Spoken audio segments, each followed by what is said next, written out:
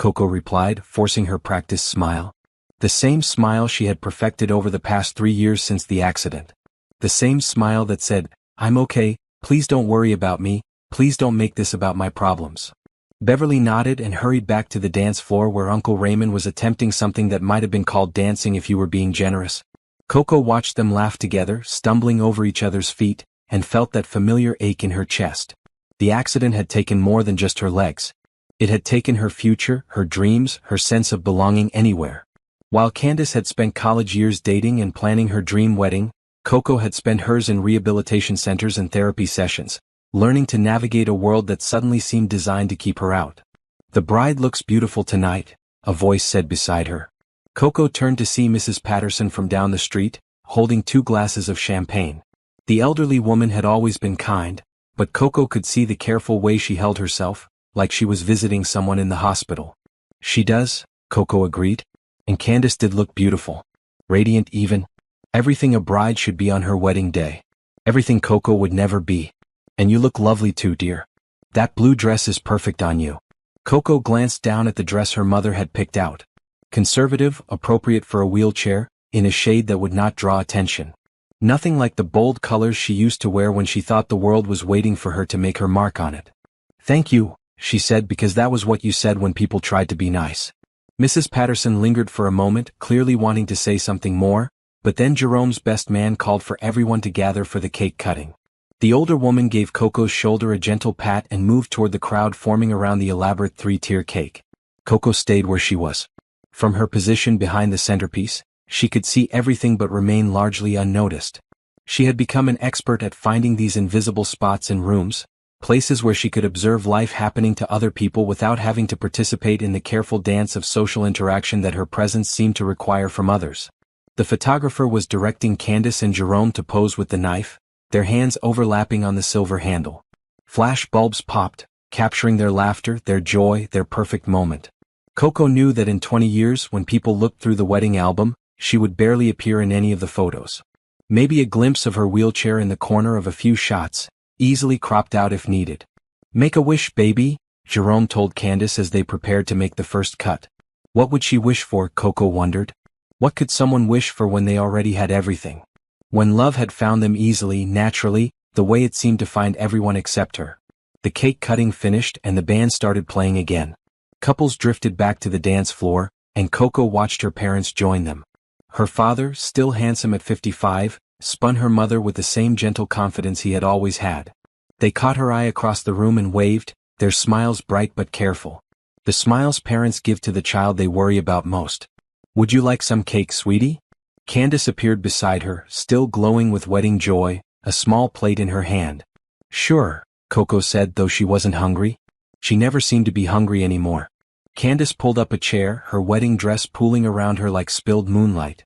"I'm so glad you're here," she said, and Coco could hear the genuine emotion in her voice. "Of course I'm here. It's your wedding day." "I know, but..." Candace paused, choosing her words carefully. "I know this isn't easy for you. Weddings and all." There it was. The careful acknowledgement of what they never talked about directly. How Coco's accident had changed not just her life, but all their lives. How every family celebration now carried the weight of what Coco had lost, what she would never have. "I'm happy for you, Candace. Really happy." And she was. That was the complicated part. She loved her sister fiercely, had always been proud of her, wanted nothing but good things for her. But love and envy could exist in the same heart, and the guilt of that envy was almost worse than the loneliness itself. "I love you, Coco," Candace said softly. "You know that, right?" "I love you too." Candace squeezed her hand and then Jerome appeared, ready to steal his bride away for more photographs. As they walked away together, Candace's hand nestled perfectly in the crook of Jerome's arm. Coco felt the familiar weight of being left behind. The reception continued around her, a swirl of music and laughter and clinking glasses. People she had known her whole life moved past her table, offering quick smiles and promises to catch up soon that they both knew were just politeness. She was 25 years old and she felt ancient, like someone who had already lived their whole life and was now just watching other people live theirs. Have you ever felt completely invisible at a moment when you should matter most? Don't let this story end here. Subscribe to see how one unexpected invitation changes everything. What would you do if a billionaire asked you to dance? Share your thoughts in the comments below. The band struck up another slow song, and Coco watched couples drift onto the dance floor like ships finding their harbor. She had given up wondering what it would feel like to be held like that, to move together with someone in perfect rhythm, to feel desired and chosen and wanted. Her phone buzzed in her purse. A text from her college roommate Lauren. "How's the wedding? Thinking of you today." Even Lauren, 3 states away, understood that weddings were complicated for Coco now. Everyone understood, and somehow that understanding made it worse. She typed back, "Beautiful ceremony. Candace looks amazing." She didn't mention the loneliness or the way she felt like a ghost at her own sister's wedding. The music shifted to something more upbeat, and the dance floor filled with Candace's sorority sisters, their laughter bright and infectious. They had all been bridesmaids, all young and lovely and full of the kind of confidence that came from believing the world was full of possibilities. Coco had been asked to be a bridesmaid too, but she had declined, saying she thought she would be more comfortable as a guest.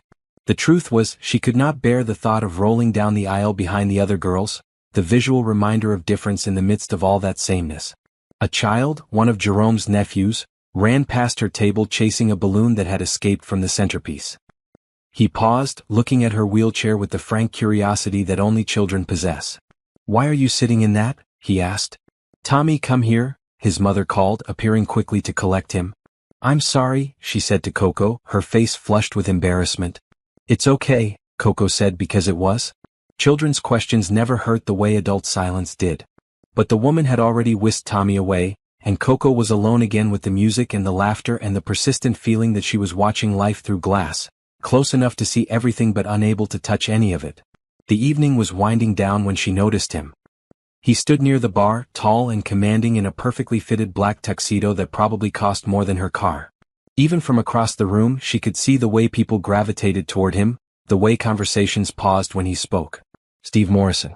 She recognized him from magazine covers and newspaper articles. The tech billionaire who had revolutionized social media platforms, who had been featured on the cover of Time magazine twice before his 32nd birthday. What was he doing at Candace's wedding? Coco tried to remember if Candace had mentioned knowing him, but she could not recall any connection. Maybe he was friends with Jerome's family. Rich people often moved in circles that intersected in unexpected ways. She watched him navigate the social dynamics of the reception with practiced ease, shaking hands, laughing at jokes, making conversation that seemed effortless. He was exactly the kind of man who belonged at celebrations like this, the kind of man who moved through the world assuming it would rearrange itself to accommodate him. The kind of man who would never notice someone like her, sitting quietly in the corner behind the centerpiece. And that was fine. That was her reality now, and she had made peace with it. Or at least, she had learned to carry it with enough grace that most people did not have to feel uncomfortable about it. The band announced the last dance of the evening, and Coco began gathering her purse, preparing to navigate the complicated logistics of leaving. Her parents would want to drive her home, fussing over her car keys and insisting she was too tired to drive herself. It was easier to let them, even though she had been driving herself perfectly well for 2 years now. She was reaching for her phone when a shadow fell across her table. "Excuse me," a voice said, deep and warm with just the slightest hint of something that might have been nervousness. "I was wondering if you would like to dance." Coco looked up, expecting to see someone asking her to move her wheelchair so they could get by.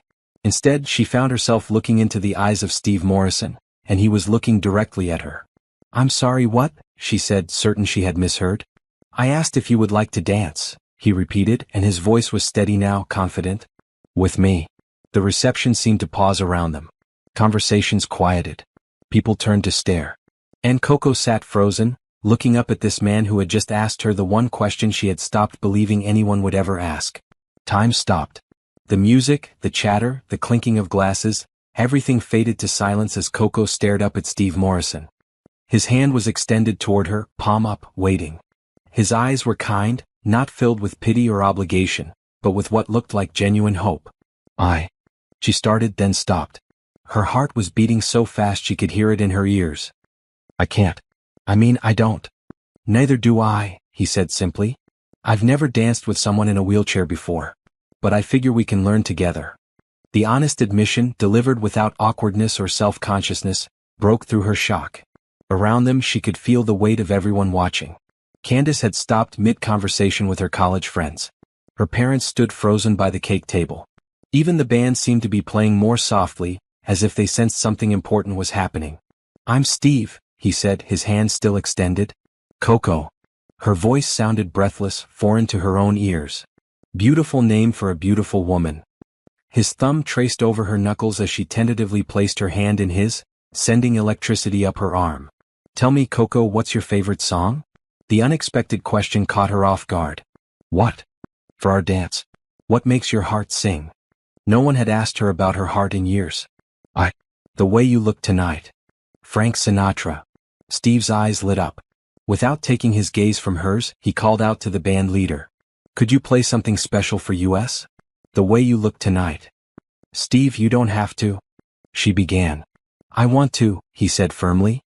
I've been watching you all evening, and you're the only person at this entire reception who looks like they actually have something interesting to say. Heat flooded her cheeks. You've been watching me? Hard not to. You have this way of observing everything like you're seeing things the rest of us miss. I found it fascinating. The opening notes of the Sinatra classic began to flow from the speakers, and Steve moved behind her wheelchair. May I? He asked, his hands hovering near the handles. Coco nodded, not trusting her voice. She had never let anyone except family or medical professionals push her chair, but something about his respectful request made her want to say yes. He wheeled her slowly onto the dance floor, and she felt every eye in the room following them. But instead of the usual weight of pity or awkwardness, she sensed something different. Curiosity, maybe. Or possibility. Steve positioned her chair and then, with fluid grace, dropped to one knee beside her so they were at eye level. He took her hands in both of his and slowly, gently began to move with the music. It was not dancing as she remembered it. It was something entirely new. Steve swayed with the rhythm, guiding her upper body to move with his, their hands intertwined. When the music called for a turn, he stood and walked a slow circle around her chair, never breaking their connection, never making her feel like she was missing anything. You're beautiful, he said softly as he moved back to face her, and the way he said it made her believe for the first time in 3 years that someone could see her as more than a tragedy or an inspiration. You don't even know me, she whispered. I know you chose a table where you could see everything but stay invisible. I know you've been making sure everyone else felt comfortable all evening, even when you weren't. I know you love your sister enough to be here even when it hurts. His voice was low, meant only for her. I know you have the most beautiful smile, but you don't use it very often anymore. Coco felt tears building behind her eyes. How could you know all that? Because I pay attention. And because I recognize someone else who spends a lot of time watching life happen to other people. The song was ending, but Steve did not step away. Instead, he leaned closer, his forehead almost touching hers. Coco Wilson, he said, and she wondered when she had told him her last name, would you like to get some coffee with me? Somewhere quieter than this. The smart thing would be to say no. To thank him for the dance and go home to her safe, small life where she could not be disappointed because she did not expect anything. Men like Steve Morrison did not date women like her. This was probably just his good deed for the day, a story he could tell at parties about dancing with the girl in the wheelchair. But looking into his eyes, she found herself wanting to believe that maybe, just maybe, this was real. Yes, she said. I would like that very much. Steve smiled and it transformed his entire face. Perfect. Do you know a place or should I surprise you? There's a little cafe downtown. Moonbeam Coffee. They have the best late-night pastries. Sounds perfect. Should we take your car or mine? The question was simple, practical, but it carried weight. He was asking if she felt comfortable driving, if she wanted to maintain her independence, if she trusted him enough to ride with him. Every part of the question showed that he had thought about her comfort, her capabilities, her choices. Mine, she said. I know the way. Lead on then. As they prepared to leave the dance floor, Candace appeared beside them, her wedding dress rustling with excitement. Coco, was that, did you just dance? Coco finished, her smile so wide it almost hurt. I danced, Candace. Her sister's eyes filled with tears of joy. It was beautiful. You were beautiful. Jerome joined them, extending his hand to Steve. Jerome Patterson, the groom. That was really special, man. Thank you. Steve Morrison. And trust me, the pleasure was all mine. Steve shook Jerome's hand firmly, but his attention quickly returned to Coco. Ready for that coffee? As they made their way toward the exit, Coco felt the eyes of the entire reception on them, but for the first time in years she did not mind being noticed. Her parents intercepted them near the door, her mother's face a mixture of concern and curiosity. Sweetheart, are you sure about this? Her mother asked quietly. We don't really know him. Mom, it's coffee. And I'll text you when I get home.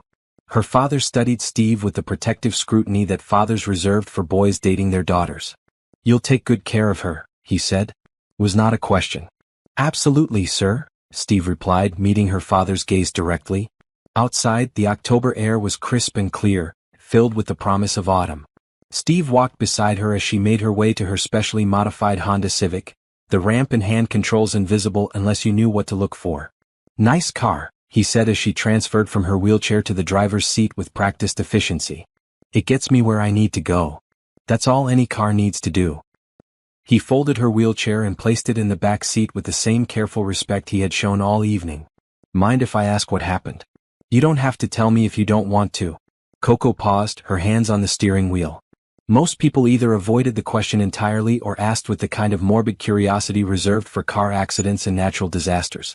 Steve's question felt different. Interested but not intrusive. Car accident 3 years ago, she said simply.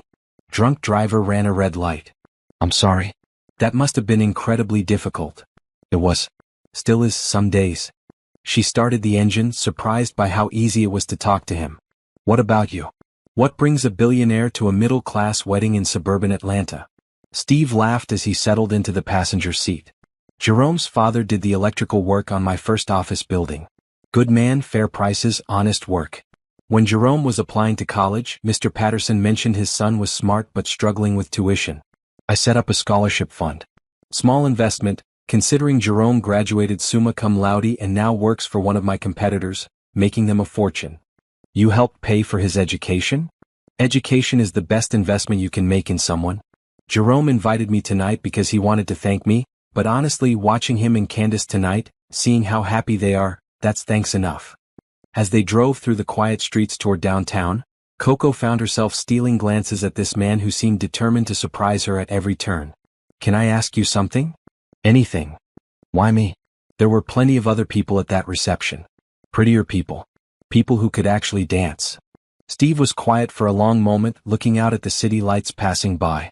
Do you want the honest answer or the polite one? Honest. Always honest. I've been to more social events than I can count. Charity galas, business dinners, weddings, parties. And at every single one, I'm surrounded by people who want something from me. My money, my influence, my connections. They see me coming and their entire demeanor changes. They become performers, putting on shows designed to impress me or get something from me. He turned to look at her directly. But you were just yourself tonight. You weren't performing for anyone. You weren't trying to get my attention or use me for anything. You were just genuinely, authentically you. Do you have any idea how rare that is? Coco felt her chest tighten with emotion. Maybe I was just sulking in the corner. Maybe. But even your sulking was honest. And when I asked you to dance, you said yes because you wanted to, not because you thought it would benefit you somehow. That's incredibly attractive to me.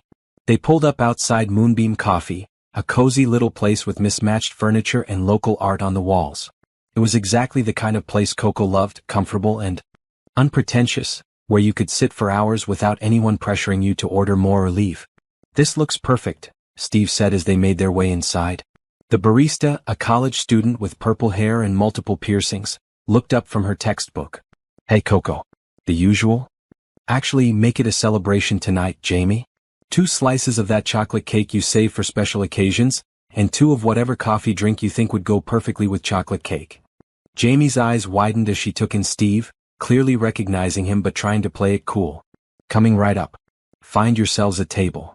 They chose a corner booth, Steve sliding in across from her while she positioned her wheelchair at the end of the table.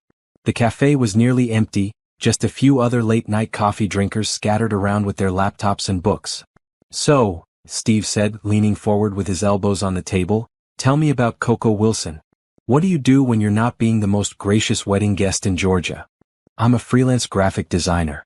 Mostly small businesses, some nonprofit work. Nothing glamorous, but I like helping people tell their stories visually. That's fantastic. Any particular type of design you love most? Coco found herself talking more freely than she had in months, telling him about a recent project designing materials for a local animal rescue, about her love for vintage typography, about the satisfaction of seeing her work help a small business succeed. Steve listened with genuine interest, asking thoughtful questions, sharing stories of his own early days starting his company. When Jamie brought their coffee and cake, along with a subtle request for a selfie with Steve, which he graciously agreed to. Their conversation flowed from work to books to travel to dreams they had never shared with anyone. I used to want to travel the world, Coco admitted, taking a bite of the rich chocolate cake. Take photos, document different cultures, maybe write travel articles. After the accident, I assumed that was impossible.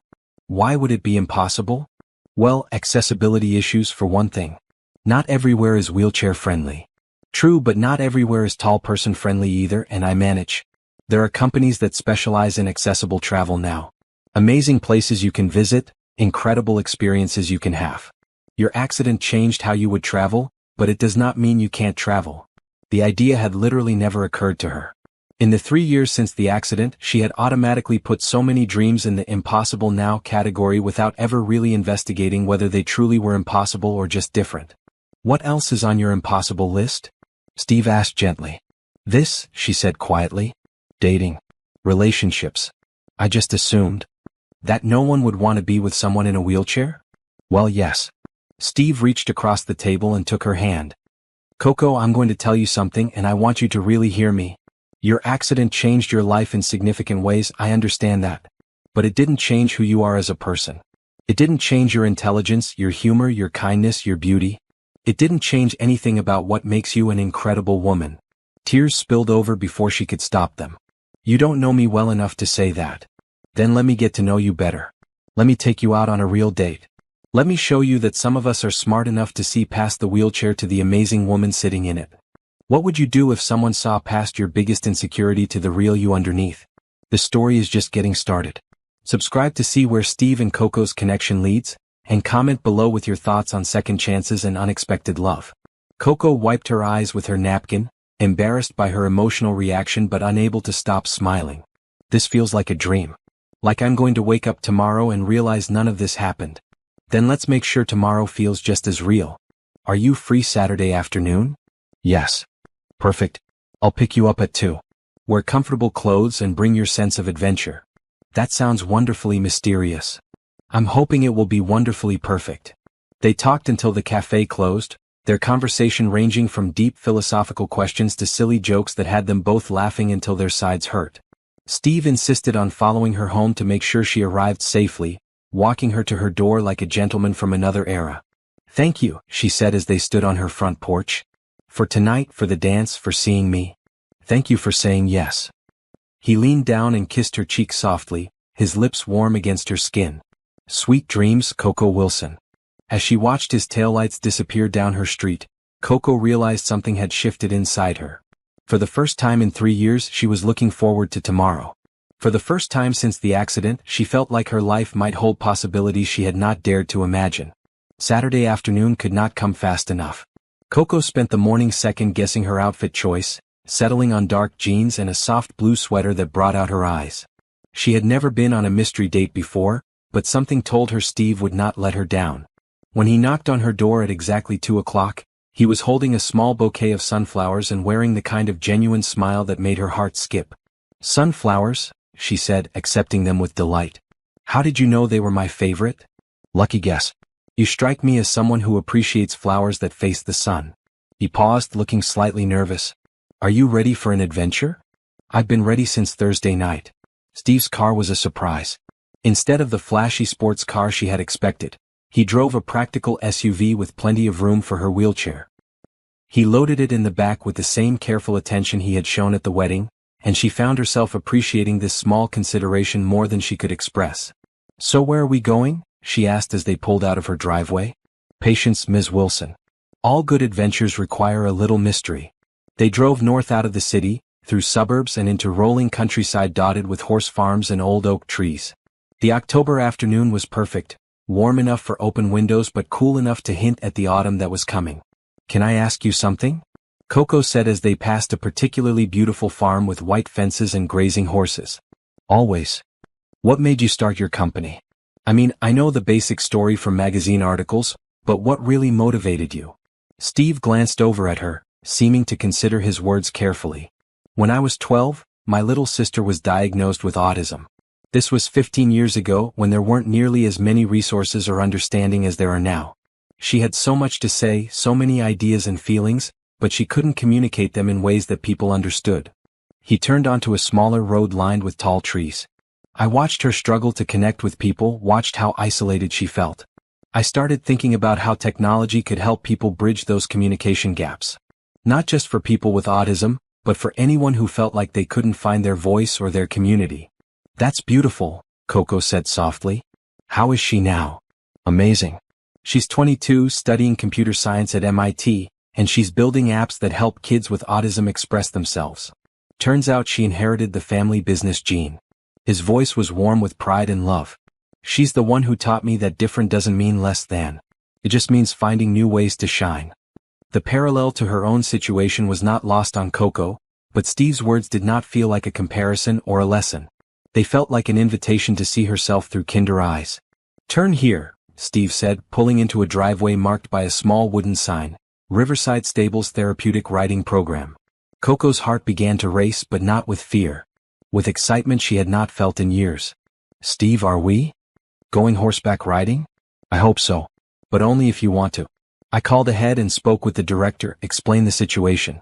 They have an incredible program here for people with all kinds of physical challenges. But if you're not interested or if you're not comfortable, we can turn around right now and do something else. Coco stared at the barn ahead of them, at the horses visible in the pasture beyond, and felt tears spring to her eyes. I used to ride, she whispered. Before the accident. I had a horse named Buttercup at my grandfather's farm. I thought I would never. Hey, Steve said gently, reaching over to take her hand. It's okay. We don't have to do anything you don't want to do. No, I want to. I really want to. She wiped her eyes and looked at him with wonder. How did you know? I didn't, not for sure. But when you talked about your dreams of traveling and seeing the world, you had this look in your eyes like you missed feeling free. I thought maybe this would give you that feeling back. A woman in her 50s approached the car, her face friendly and welcoming. You must be Steve and Coco. I'm Patricia, the program director. Welcome to Riverside. As Patricia explained the program and introduced them to the therapy horses, Coco felt an excitement building that she had not experienced since before the accident. These were not regular horses, but specially trained animals chosen for their calm temperaments and intuitive understanding of human emotion. This is Gentle Ben, Patricia said, leading them to a beautiful brown horse with kind eyes. He's been our therapy horse for 8 years. He has an incredible gift for sensing exactly what each rider needs. Steve hung back as Patricia and her assistant Carlos helped Coco transfer from her wheelchair to the mounting block and then onto Ben's back. The moment she settled into the saddle, feeling the familiar warmth and strength of the horse beneath her, something inside her healed. Oh, she breathed, running her hand along Ben's neck. I had forgotten how this felt. Like coming home? Patricia asked with a knowing smile. Exactly like coming home. Steve walked alongside as Patricia led Ben slowly around the ring, his face lit up with joy as he watched Coco rediscover something she had thought was lost forever. After a few laps, Patricia handed Coco the reins. He's all yours. Just remember he can feel your emotions through your seat and your hands. Relax, breathe and trust him. For the next hour, Coco rode with increasing confidence, remembering the rhythm and balance that had once felt as natural as breathing. Steve cheered her on from the fence, taking pictures with his phone and making her laugh with his commentary on her riding form. You're a natural, Carlos called out as Coco guided Ben through a series of gentle turns. How long did you ride before? About 15 years, she called back, feeling more like herself than she had in years. My grandfather taught me when I was 7. When their session was over and she was back in her wheelchair, Coco felt transformed. Not fixed or cured, but connected again to a part of herself she had thought was gone forever. That was incredible, she told Patricia as they prepared to leave. Thank you so much. You're welcome anytime.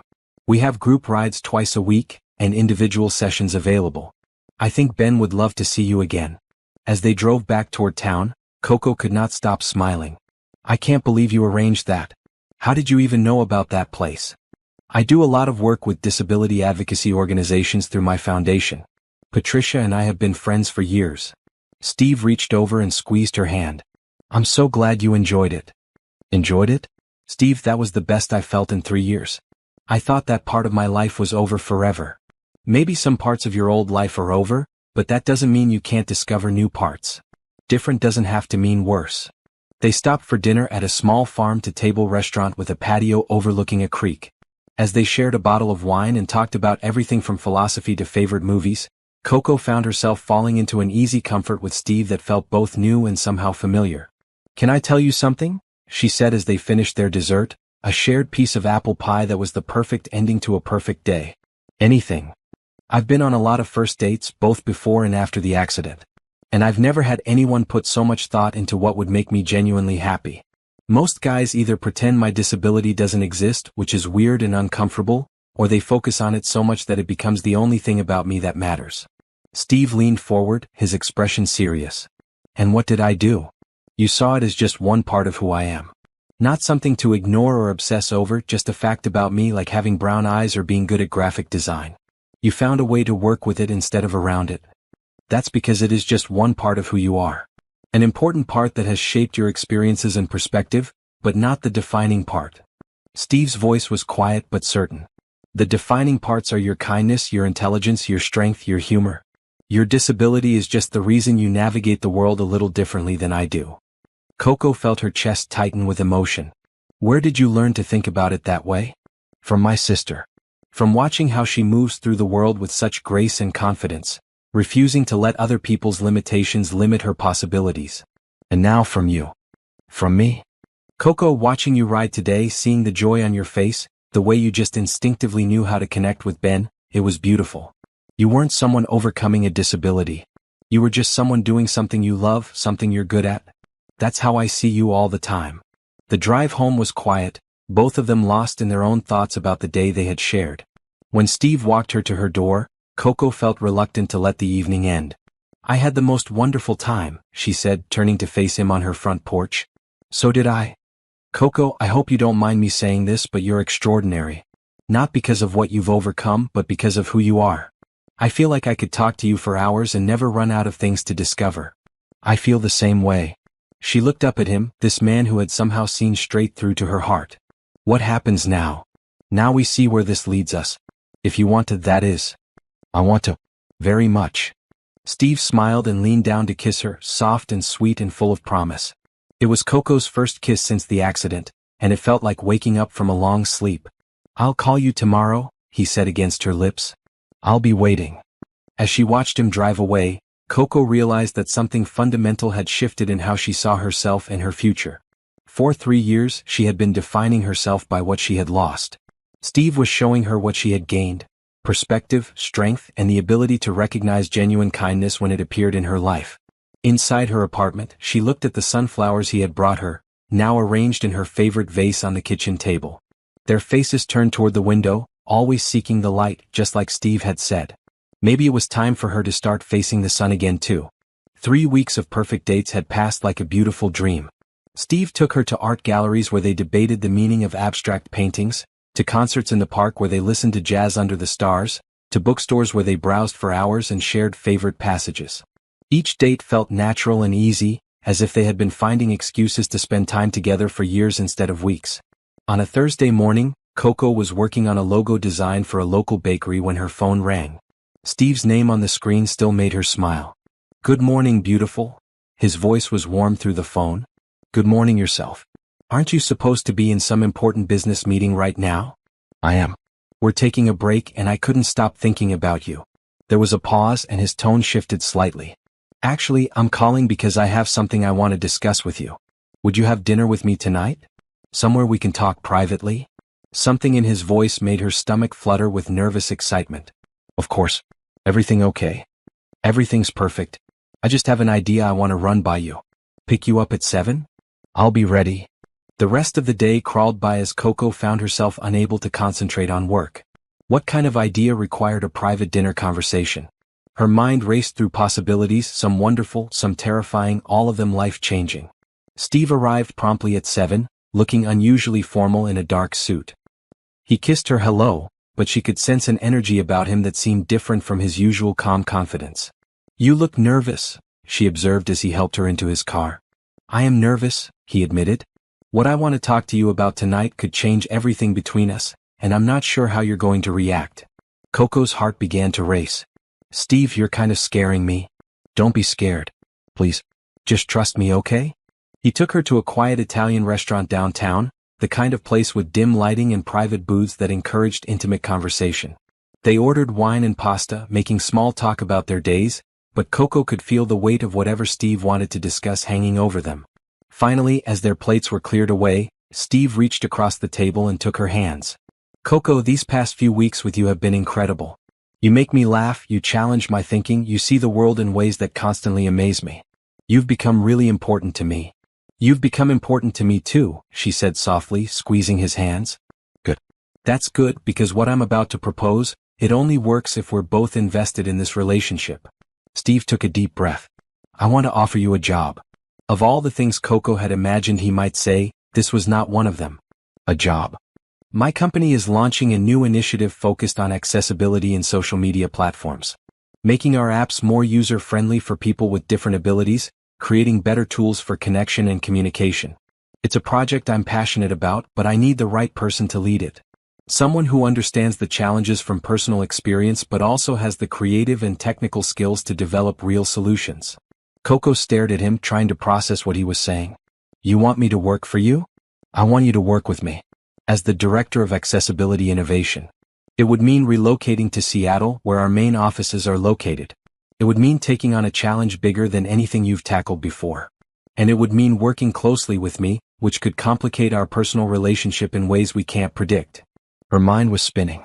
"Steve, I don't know anything about social media platforms or big tech companies. I'm a freelance graphic designer who works out of her apartment.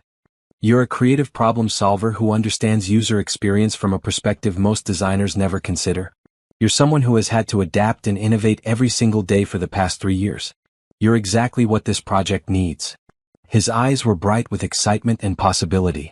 "Coco, you could help millions of people connect with the world in ways they never thought possible. People who feel invisible like you felt at your sister's wedding. You could change that for them." The magnitude of what he was offering hit her like a wave. "This is crazy, Steve. People would think you're only offering me this job because we're dating." "Some people might think that," he agreed. "But I know better. And more importantly, so do you. I've seen your work, Coco. I've seen how you think about design, how you solve problems, how you consider the user's experience at every level. You're brilliant, and you're exactly what this project needs. What if I'm not good enough? What if I fail? What if you're amazing? What if you succeed beyond either of our wildest dreams?" Steve's voice was gentle but firm. "You've spent 3 years playing it safe, taking small projects, hiding your light. What if it's time to let yourself shine?" Coco felt tears welling up. "You're asking me to completely change my life. I'm asking you to step into the life you were meant to have. The life you would have pursued if fear hadn't convinced you that you weren't capable of big dreams anymore." She pulled her hands away and wiped her eyes, her mind racing through all the implications. Moving to Seattle would mean leaving her family, her support system, everything familiar. Taking a high-profile job at a major tech company would mean stepping into a world she knew nothing about, where she would be scrutinized and judged not just for her work but for her relationship with the CEO. But it would also mean adventure, growth, the chance to make a real difference in people's lives. The opportunity to prove to herself that she was capable of more than she had dared to imagine. "I need to think about this," she said finally. "Of course. Take all the time you need. But Coco, I want you to know that I'm offering you this job because I believe in your abilities, not because I want you close to me. Those are separate decisions. You could take the job and decide you don't want to pursue our personal relationship. Or you could turn down the job and we could continue dating long distance. I won't pretend it would be easy, but I care about you too much to let geography end what we have." "You would really do that? Support us dating long distance if I didn't take the job?" "Yes. Absolutely yes." His voice was firm and certain. "But I hope you take the job, Coco. Not for me but for yourself. Because you deserve to know how amazing you are when you let yourself take up space in the world." They talked for another hour, Steve answering her questions about the position, the company culture, the team she would be working with. The more he described the job, the more excited Coco became, even as her fears grew alongside her excitement. "Can I ask you something?" she said as they prepared to leave. "Why accessibility? I mean, I understand the personal connection through your sister, but why make it such a priority for your company?" Steve smiled. "Because the internet is supposed to connect us, but too often it excludes people instead. People who navigate the world differently, who communicate differently, who experience life differently. I want to build platforms that truly bring people together, not just people who fit a narrow definition of normal." He paused, his expression growing more serious. And because I've learned that some of the most innovative solutions come from people who have had to think creatively about problems the rest of us never even notice. I want that perspective on my team. As he walked her to her door, Coco felt her heart pounding with possibility and terror in equal measure. When do you need an answer? She asked. There's no rush. This is a big decision and I want you to make it for the right reasons. He kissed her goodnight, soft and sweet. But Coco, whatever you decide about the job, I want you to know that meeting you has changed my life. You've made me see things differently, think differently, love differently. That's not going away regardless of geography or job titles. That night, Coco lay awake staring at the ceiling, her mind churning with possibilities and fears. Taking this job would mean leaving everything safe and familiar behind. It would mean risking failure on a very public stage. It would mean trusting Steve not just with her heart, but with her career and her future. But it would also mean adventure, growth, the chance to make a difference in ways she had never imagined, the opportunity to prove to herself that she was capable of extraordinary things. By morning, she knew what her answer would be. Steve answered his phone on the first ring. Good morning, beautiful. Did you sleep at all? Not much, she admitted. But I know what I want to do. And what's that? I want to take the job, Steve. I want to move to Seattle and help you build something amazing. I want to take the risk and see what happens. The joy in his voice was unmistakable. Are you sure? Really sure? I'm terrified and excited and completely out of my comfort zone, which probably means it's exactly what I need to do. When can you start? Coco laughed, feeling lighter than she had in years. Give me 2 months to wrap up my current projects and pack my life into boxes. Will that work? That works perfectly. Coco, you have no idea how happy you've just made me. Actually, I think I do because I'm pretty happy myself. After they hung up, Coco sat in her kitchen looking around at the small apartment that had been her sanctuary for 3 years. It had served its purpose, giving her a safe place to heal and rebuild her sense of self. But now it was time to leave the sanctuary behind and step back into the world. She reached for her laptop and began typing an email to Candace, knowing her sister would be shocked, worried, and ultimately proud. Then she started a list of everything she would need to do to prepare for this new chapter of her life. At the top of the list, she wrote, "Trust yourself. You can do this." For the first time in 3 years, she truly believed it. Seattle greeted Coco with a gentle rain that seemed to welcome her rather than dampen her spirits. As her plane descended through the clouds, revealing a city of water and mountains and possibilities, she felt her heart racing with anticipation rather than fear. Steve was waiting for her at baggage claim, his face lighting up when he spotted her.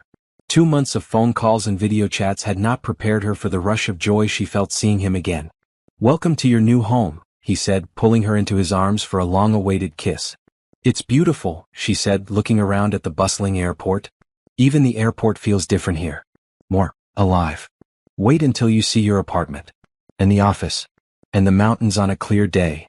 Steve's excitement was infectious as he loaded her suitcases. "Are you ready for the grand tour?" Her apartment was in a modern building downtown, chosen specifically for its accessibility features and proximity to both the office and the city's best neighborhoods. When Steve opened the door, Coco gasped. The space was beautiful but practical, with wide doorways, an open floor plan, and a kitchen designed at the perfect height for her wheelchair. Floor-to-ceiling windows offered stunning views of Elliott Bay, and the late afternoon sun filled the rooms with warm, golden light. "Steve, this is incredible," she said, rolling through the space and taking in every detail. "But I can't afford something like this on any salary." "The company has a relocation assistance program," he said simply. "We want our key employees to be comfortable and happy." She raised an eyebrow. "Key employees? I haven't even started yet." "Trust me, you're going to be essential to what we're building." His confidence in her was unwavering, and slowly Coco was beginning to believe it herself. The next morning, Steve picked her up for her first day at Morrison Tech. The headquarters building was a gleaming glass tower in the heart of the city, buzzing with the energy of young, brilliant minds working to change the world. "Nervous?" Steve asked as they rode the elevator to the 15th floor. "Terrified," she admitted. "What if they all think I only got this job because I'm dating the CEO? Then they'll be wrong and you'll prove it to them every single day." The elevator doors opened to reveal a bright, open workspace filled with people at standing desks and collaboration areas. Besides, most of them don't even know we're dating. Coco's new office was perfect, with an adjustable height desk, ergonomic features, and a view of the city that never failed to inspire. But the real surprise was waiting inside, a small bouquet of sunflowers and a note that read, "For someone who always faces toward the light. Proud of you. Coco Wilson?" A voice behind her made her turn. A woman about her age with short red hair and friendly green eyes extended her hand. "I'm Rachel Martinez, your lead developer. I cannot tell you how excited I am to work with you." "Thank you. I have to admit, I'm a little nervous about jumping into such a big project." "Don't be. Your portfolio is incredible, and your perspective is exactly what we need. We've been building these platforms for years, but we've been building them for people like us."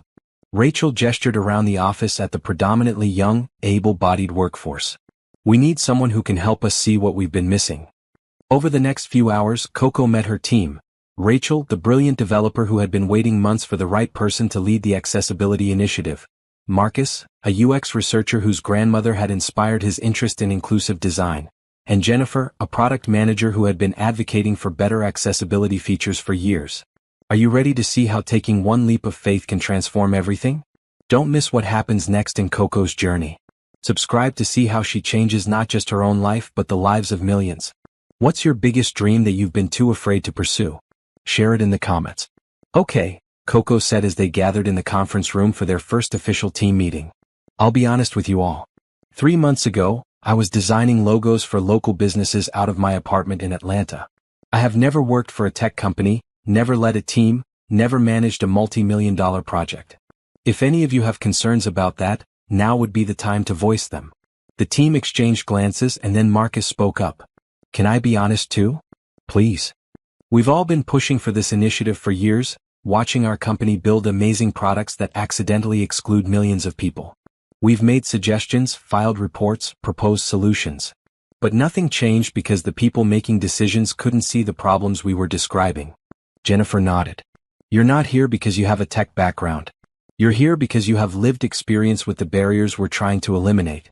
That's worth more than any computer science degree." Rachel leaned forward. "Plus, we've all looked at your work. The way you think about user experience, the way you solve visual communication problems, it's exactly what this project needs. We're the technical implementation team. You're the vision." Coco felt a warmth spread through her chest. "So where do we start?" "With research," Rachel said, pulling up a presentation on the large wall screen. "We've compiled data on the most common accessibility barriers in social media platforms. Screen reader compatibility issues, visual design problems for users with color blindness, navigation difficulties for people with limited mobility." As they dove into the research, Coco found herself energized in ways she had not experienced since college. These were not just technical problems to solve. They were barriers keeping real people from connecting with others, from sharing their stories, from feeling seen and valued. "What about emotional accessibility?" she asked, studying the data.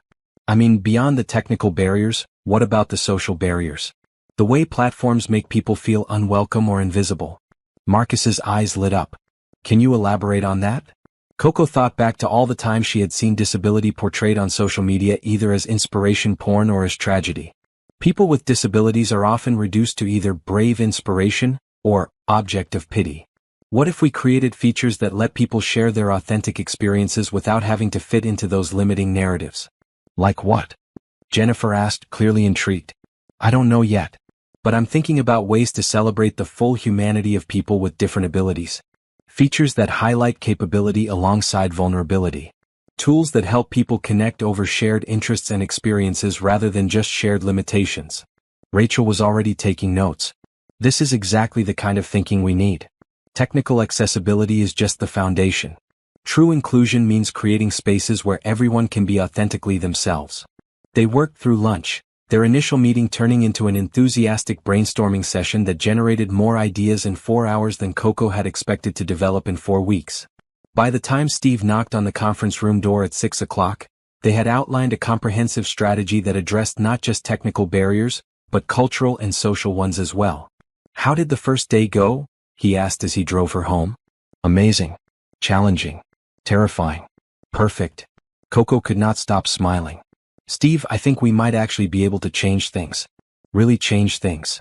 I told you that you were perfect for this job. You did. And I'm starting to believe you." She looked out at the Seattle skyline, lights beginning to twinkle in the gathering dusk. "Thank you for believing in me before I believed in myself. Thank you for proving me right." Over the following weeks, Coco threw herself into the work with a passion she had not felt in years. She interviewed users with various disabilities, studied accessibility standards, worked with her team to prototype new features. She discovered she had an intuitive understanding of user experience that surprised even her. More importantly, she discovered she had a voice that people wanted to hear. In meetings with senior leadership, her ideas were not just accepted but celebrated. Colleagues sought her input on projects outside her direct responsibility. She was invited to speak on panels and contribute to industry publications. "You know what I love most about watching you work?" Steve said one evening as they shared dinner at her apartment. "You light up when you talk about this stuff. You get this fire in your eyes that's incredible to see. I never knew work could feel like this," she admitted. "Like I'm not just earning a paycheck but actually making a difference. That's what work should feel like. That's what life should feel like." 3 months into the job, Coco's team launched their first major feature. An AI-powered alt text generator that automatically created descriptions of images for screen reader users, but with a twist. Instead of generic technical descriptions, it focused on the emotional content and human elements that made images meaningful. The response was immediate and overwhelming. Users with visual impairments expressed joy at finally being able to participate in visual social media culture. The feature was praised in tech publications and disability advocacy circles alike. "Coco, you did it," Rachel said, showing her the user feedback pouring in. "Look at these responses. People are crying. Happy crying." One message in particular struck Coco deeply. "For the first time, I feel like social media is actually social for me too. Thank you for seeing us." That night, she called her parents to share the news. Her mother cried, and her father said he had always known she was destined for great things. Candace sent a text that simply read, "I am so proud of who you've become." But the message that meant the most came from Steve. "Watching you change the world one feature at a time. You're extraordinary." As she sat in her beautiful apartment, looking out at the city lights reflecting on Elliott Bay, Coco realized that her life had become something she could never have imagined 3 years ago. She was not just surviving anymore. She was thriving, creating, making a difference. And for the first time since the accident, she was genuinely excited to see what tomorrow would bring. The autumn rain that had become such a familiar part of Coco's Seattle life was drumming gently against her office windows when Steve appeared in her doorway, looking unusually formal in his best suit. "Do you have a few minutes?" he asked, his voice carrying a nervous energy she had not heard since their first date. "Of course." She saved her work and turned to face him fully. "Everything okay?"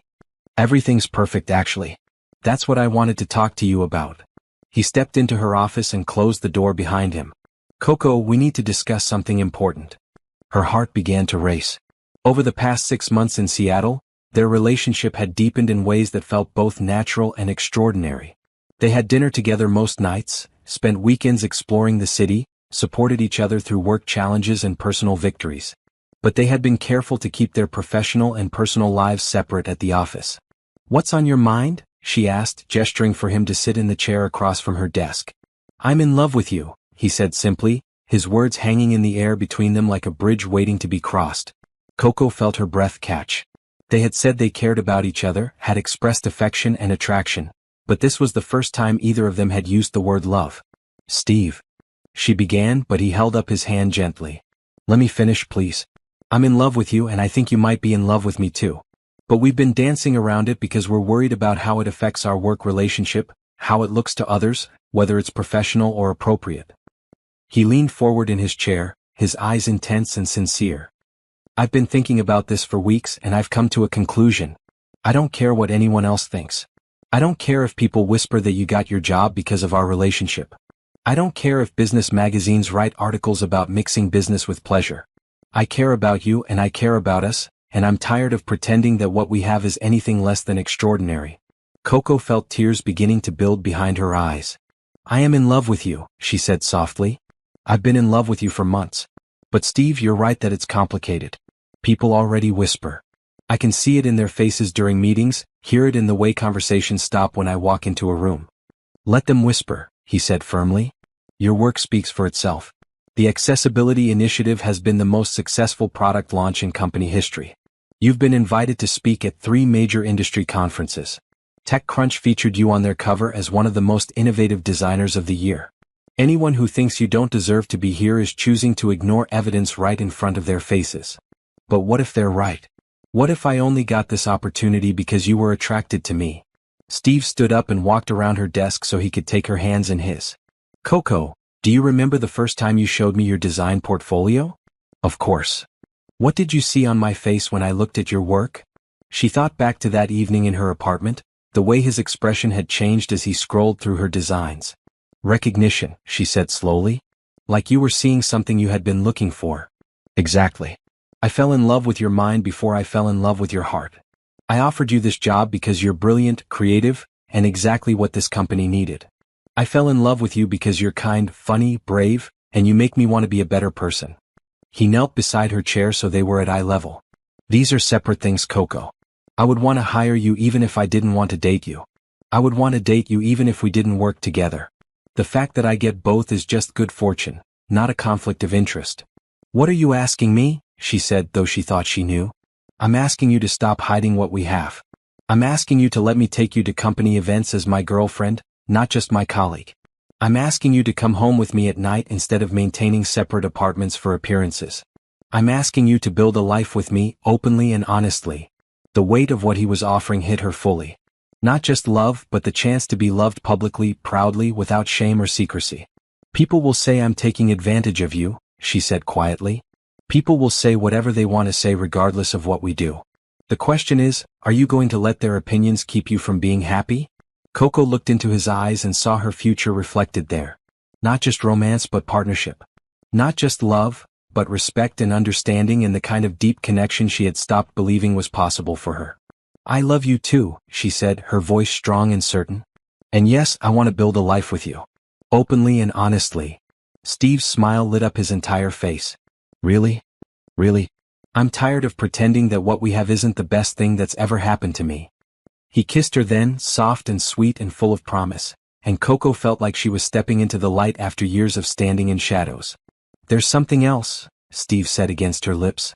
The board wants to offer you a promotion. Vice President of Inclusive Design. Your own department, a bigger team, equity in the company. Coco pulled back to stare at him. Are you serious? Completely serious. The accessibility initiative has exceeded every projected outcome. User engagement is up 30% among users with disabilities, and our platform is now considered the gold standard for inclusive social media design. You've earned this, Coco. When did they decide this? The board meeting was this morning. I recused myself from the vote, obviously, but it was unanimous. Rachel, Marcus, and Jennifer all advocated for you. They said working for you was the best professional experience they've ever had. Tears spilled over before Coco could stop them. 6 months ago, she had been designing flyers for local businesses. Now she was being offered a vice president position at one of the country's most innovative tech companies. I don't know what to say, she whispered. Say yes. To the promotion and to me and to the amazing life we're going to build together. Yes, she said, laughing through her tears. Yes to all of it. That evening, they went public with their relationship at the company's monthly all-hands meeting. Steve introduced her as both the new vice president of inclusive design and as his girlfriend, and while there were certainly some raised eyebrows and whispered conversations, the overwhelming response was congratulations and applause. You know what the best part of today was? Coco said later as they shared dinner at Steve's apartment, which was apparently about to become their apartment. What? When you introduced me to the company, you talked about my professional accomplishments first. My work, my impact, my leadership. Our relationship was secondary to my professional identity. Because that's the order of importance, Steve said simply. You're an incredible businesswoman who happens to be the love of my life, not the other way around. I love you for understanding that distinction. I love you for demanding it. They spent the evening planning their shared future, from practical decisions about living arrangements to dreams about the impact they wanted to make together. Steve's apartment had a gorgeous view of the Sound and was already accessible, having been modified for business associates with mobility needs. I have a confession, Steve said as they watched the lights of the city twinkle outside his floor-to-ceiling windows. What's that? I've been in love with you since our second date. When you rode Ben at the therapy center and I saw pure joy on your face for the first time, I knew I wanted to spend my life making you that happy. Just the second date? That's all it took. Actually, if I'm being completely honest, it was probably when you said yes to dancing with me at the wedding. But the horse riding was when I knew for sure. Coco curled up against his side on the couch, feeling more content than she had ever imagined possible. You know what's funny? For 3 years after the accident, I thought my life was effectively over. I thought I would never travel, never have a meaningful career, never find love. I was so wrong about all of it. You weren't wrong about your old life being over, Steve said thoughtfully. But ending isn't the same as failing. Sometimes ending is just making room for something better. Is that what happened to us? My old life ended to make room for this one?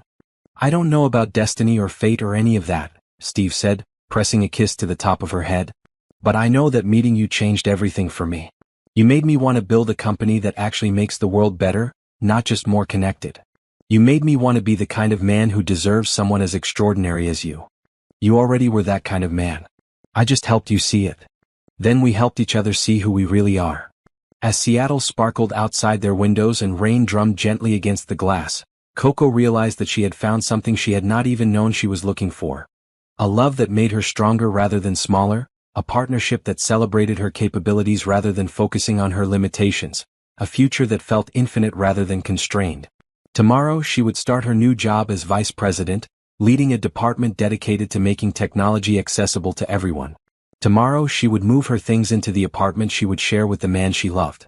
Tomorrow she would continue building a life that a year ago would have seemed impossible. But tonight she was simply happy, curled up with Steve on the couch, planning a future that felt as bright and promising as the city lights outside their window. I love you, she said softly. I love you too, he replied. Forever and always. And for the first time in her life, forever felt like exactly the right amount of time. The phone call came on a Tuesday morning while Coco was reviewing design mock-ups for a new feature that would help users with autism navigate social interactions more comfortably. Her mother's name on the screen always made her smile, but today there was something different in her voice. Sweetheart, I need to talk to you about something, her mother said after the usual greetings. Your father and I have been discussing your relationship with Steve. Coco felt her stomach tighten. What about it, Mom? We're concerned, honey. This all feels very fast. Moving across the country, living with a man you've only known for 8 months, accepting such a high-level position. It's not like you to be so impulsive. Mom, I'm 25 years old. And I'm happy. Happier than I've been in years. I know you think you're happy, but... Her mother paused, choosing her words carefully. Sweetheart, men like Steve Morrison, they don't usually end up with women with women in your situation. I'm worried you're setting yourself up to get hurt. The words hit Coco like a physical blow. Women like me? You mean women in wheelchairs? That's not what I meant, and you know it. I just meant that you're still vulnerable, still healing from everything that happened. And he's this incredibly wealthy, powerful man who could have anyone. I'm just concerned about his motivations. Coco closed her eyes, feeling 3 years of careful healing threatening to unravel. What are you trying to say, Mom? I'm saying maybe he's going through some kind of phase, or maybe he feels sorry for you, or maybe this is some kind of charity project for him. Rich men sometimes do that, you know. They find causes to support. A charity project, Coco repeated flatly. I didn't mean it like that, honey. I just want to protect you. Your father and I have watched you rebuild your life with such courage, and we can't bear the thought of seeing you devastated again. After the call ended, Coco sat staring at her computer screen, her mother's words echoing in her mind. Was that what people saw when they looked at her and Steve together? A wealthy man and his charity case? Was that what she was to him deep down, whether he realized it or not? The doubts that she had worked so hard to overcome came flooding back. She spent the rest of the day distracted, questioning every interaction she had with colleagues, every decision she made, every feeling of confidence she had built over the past months. When Steve knocked on her office door at the end of the day, she could barely meet his eyes. Hey, beautiful. Ready to go home? Home. They're home. The apartment they had been sharing for 2 months, where she had been happier than she ever remembered being. But now the word felt loaded with uncertainty. Steve, can I ask you something? Always. He stepped into her office and closed the door, immediately sensing her mood. What's wrong? My parents think you're going to break up with me when you get tired of your charity project. Steve's face went through a series of expressions, surprise, hurt, and then anger. They said that. Not in those exact words. But that was the message. He sat down heavily in the chair across from her desk. Coco, please tell me you don't believe that. I don't know what I believe anymore. The admission felt like betraying everything good in her life, but she had to be honest. Steve, look at us objectively. You're a billionaire who could date supermodels or actresses or other tech executives. Instead, you're with a woman in a wheelchair who was designing cupcake flyers 8 months ago. Doesn't part of you wonder why? No, he said firmly. Not for 1 second. Do you want to know why? She nodded, afraid to speak.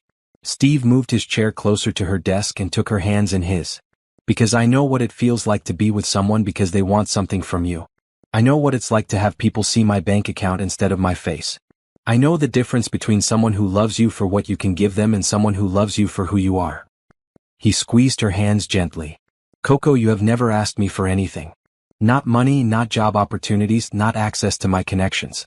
When I offered you the position here, your first concern was whether you deserved it. When I told you I loved you, you worried about how it would affect your career. You care more about my happiness than my wealth, more about my character than my status. But what if you get tired of dealing with the challenges? The accessibility concerns, the stares from people, the complications. What complications? You mean like having to think about whether restaurants have ramps? Or making sure hotels have accessible rooms when we travel? Steve shook his head. Coco, those aren't complications. Those are just life logistics, like making sure we both like the movie before we buy tickets. He leaned forward, his expression intense and sincere. Do you want to know what I see when I look at us together? I see a brilliant woman who challenges me to be better every single day. I see someone who makes me laugh, who shares my values, who supports my dreams while pursuing her own. I see the person I want to grow old with. Tears were flowing freely down Coco's face now. My parents think I'm setting myself up to get hurt. Your parents love you and they want to protect you. But they're wrong about this, and I think deep down you know they're wrong too. Steve's voice was gentle but certain. Coco, what do your instincts tell you about us? She closed her eyes and thought about the past 8 months. The way Steve looked at her when she shared her ideas in meetings. The way he celebrated her successes without trying to take credit. The way he supported her independence while offering help when she needed it. The way he made love to her like she was the most desirable woman in the world. My instincts tell me that you love me, she said quietly. And what else? That I love you. That we're good together. That we make each other better. Then trust your instincts. Trust us. That evening they had dinner with Steve's sister Emma, who was in town for a tech conference. Coco had been nervous about meeting her, but Emma turned out to be warm, funny, and refreshingly direct. So you're the woman who finally got my brother to stop dating robots, Emma said over dessert, her eyes twinkling with mischief. Robots? Coco asked, glancing at Steve. He used to date these perfectly programmed women, Emma explained, ignoring Steve's protests. Beautiful, accomplished, but completely predictable. They said all the right things, never challenged him, never surprised him. They were like beautiful, expensive accessories. Emma, Steve warned, but he was smiling. What? I'm complimenting Coco. She's the first woman you've dated who seems like an actual person with opinions and thoughts and the capacity to tell you when you're being an idiot. I do have that capacity, Coco agreed, feeling lighter than she had all day. Good. He needs that. Men like Steve, they get surrounded by yes people who tell them they're brilliant all the time. It's not healthy. Emma turned to study Coco directly. He's different since he met you. More grounded, more focused on things that actually matter. Whatever you're doing, keep doing it. After Emma left, Steve and Coco walked along the waterfront, the Seattle skyline glittering across Elliott Bay. Your sister is wonderful, Coco said. She likes you. I can tell because she didn't spend the entire evening telling embarrassing stories about me. She only told mildly embarrassing stories? Exactly. That's high approval from Emma. They found a bench overlooking the water and sat together, Coco's wheelchair positioned so she could lean against Steve's shoulder. I'm sorry about today, she said quietly. About doubting us, doubting you. You don't have to apologize for having feelings or concerns. But Coco, I need you to know something. Steve turned to face her directly. I don't love you in spite of your disability. I don't love you because of your disability. I love you completely as you are, all of you. Your disability is part of your experience, part of what shaped you into the woman you are, but it's not what defines you to me. What defines me to you? Your kindness, your intelligence, your creativity. The way you light up when you talk about work you're passionate about. The way you make me laugh. The way you see the world with such clear eyes and help me see it that way too. He kissed her temple softly. The way you make me want to be worthy of loving someone as extraordinary as you. Coco felt the last of her doubts melting away. I love you too. All of you. Even the parts that think it's okay to eat ice cream directly from the container. That's not a flaw, that's efficiency. It's gross, Steve. But you love me anyway. But I love you anyway. The next morning, Coco called her parents back. Her father answered, and she could hear her mother in the background, clearly anxious about the conversation. Dad, I need you and Mom to understand something about Steve and me, she began. Sweetheart, if we upset you yesterday, you did upset me. But more than that, you made me doubt something beautiful and real and important. I need you to know that Steve loves me. Not because he feels sorry for me, not because I'm a charity project, but because I'm a woman worthy of being loved. Her father was quiet for a long moment. Honey, we just want to protect you. I know. But Dad, I need you to trust that I'm smart enough to recognize real love when I find it. I need you to believe that I'm valuable enough to be chosen by someone wonderful. Because if you can't see my worth, how can you expect anyone else to? Oh, sweetheart, her mother said, having taken the phone from her father. Of course you're valuable. Of course you're worthy of love. We never meant to suggest otherwise. Then stop waiting for Steve to leave me. Stop looking for red flags in a relationship that makes me happy. Stop treating my happiness like it's temporary or fragile or too good to be true. Her mother was crying now. You're right. We're sorry. We love you so much and we've been so worried since the accident that we forgot to trust in your strength. I'm strong, Mom. Strong enough to know the difference between pity and love. Strong enough to build a career and a relationship and a life that I'm proud of. I need you to be proud of it too. We are proud, honey. So proud. And if Steve makes you happy, then we're happy for you. That evening, Steve found her in their bedroom, packing a small suitcase. Going somewhere? He asked, and she could hear the carefully controlled concern in his voice. We are going somewhere, she corrected, smiling at his obvious relief. I think it's time for you to meet my family properly. And for them to see what I see when I look at you. Are you sure? After yesterday's conversation? Especially after yesterday's conversation. They need to understand that this is real, that we're real, that I'm not some fragile thing that's going to break the moment life gets complicated. Steve pulled her into his arms, holding her close. When do we leave? Friday afternoon. I hope you're ready for sweet tea college football discussions, and at least 3 different people telling you embarrassing stories about my childhood. I can't wait, he said, and Coco could tell he meant it. As they fell asleep that night, Coco realized that standing up for her relationship had been about more than defending Steve or their love. It had been about defending her right to be loved, her worth as a partner, her capacity for joy and connection, and a future that was bright rather than limited. For the first time since her mother's phone call, she felt completely at peace with the choices she had made. She was building a life with a man who saw her clearly and loved her completely. And that life was worth fighting for. The crisis began on a Monday morning in November. Coco arrived at the office to find Rachel and Marcus huddled around a computer screen, their faces grim with concern. What's going on? She asked, rolling up to their workstation. We have a problem, Rachel said, turning the monitor so Coco could see. A major bug in the latest release. Our new voice-to-text feature is completely misinterpreting speech patterns for users with speech disabilities. Instead of helping them communicate, it's garbling their messages and making them unintelligible. Coco's stomach dropped. The voice-to-text feature had been her team's flagship project for the past 3 months, designed specifically to help users with conditions like cerebral palsy or stroke-related speech impediments participate more fully in social media conversations. How bad is it? She asked, scanning the error reports flowing in.